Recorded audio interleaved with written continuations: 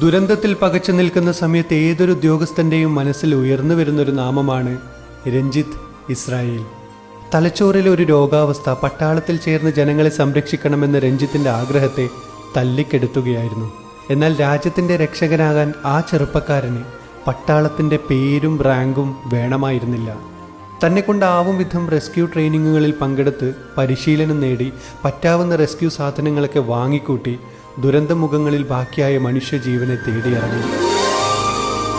രഞ്ജിത്തിന്റെ ഫാമിലിയും സിബ്ലിങ്സും ഒക്കെ അങ്ങ് യൂറോപ്പിലാണ്. രഞ്ജിത്തിനെ പലതവണ അവർ അങ്ങോട്ടേക്ക് വിളിച്ചതുമാണ്.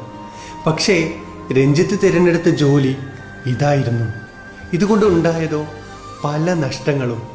ഈ നഷ്ടപ്പെട്ടതും ബാക്കിയായതുമൊക്കെയായ ജീവനുകളെ ദുരന്തമുഖങ്ങളിൽ നിന്നും വാരിയെടുക്കുന്ന ഒരു പ്രവൃത്തി ആയതുകൊണ്ട് തന്നെ കല്യാണം പോലും നടക്കുന്നില്ല എന്നാണ് രഞ്ജിത്ത് പറയുന്നത്. സത്യത്തിൽ ഈ രഞ്ജിത്തിനെ പോലെയുള്ള ആളുകളെയല്ലേ ബഹുമതി